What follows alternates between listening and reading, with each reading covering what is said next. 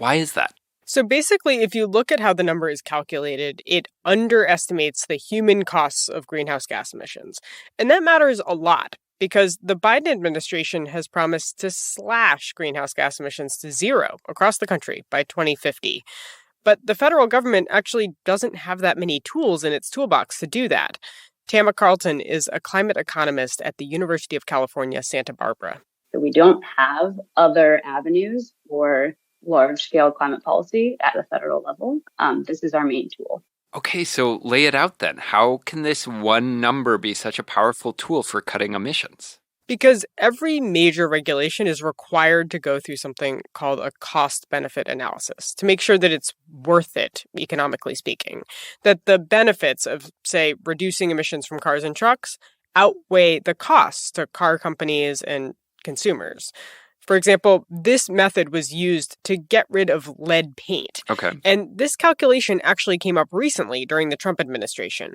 That administration was getting rid of some regulations about the emissions from cars and trucks, meaning that vehicles could emit more pollution.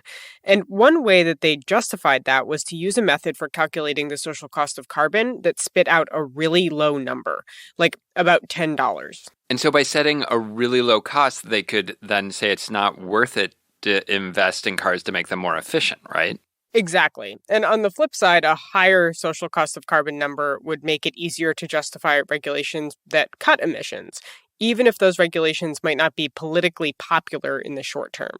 For example, replacing all of America's power plants with renewable energy right away, or ending fossil fuel extraction in the U.S. That would be really expensive, right? Mm-hmm. If the benefits to humanity are paltry, maybe it doesn't make sense.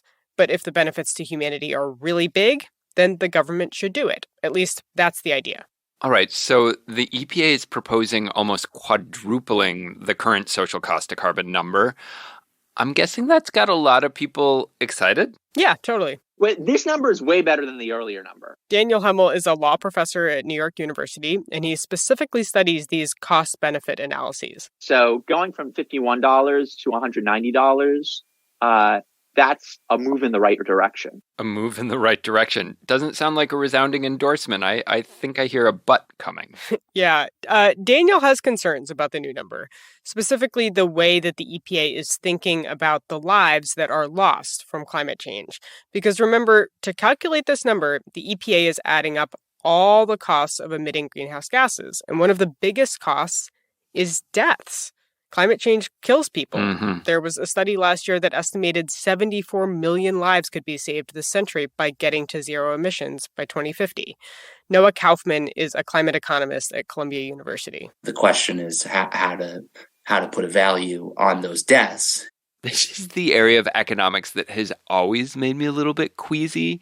I mean, how on earth does the EPA or any government agency calculate how much a life is worth? Well, the EPA says on its website that they're not putting a dollar amount on a human life. Instead, the agency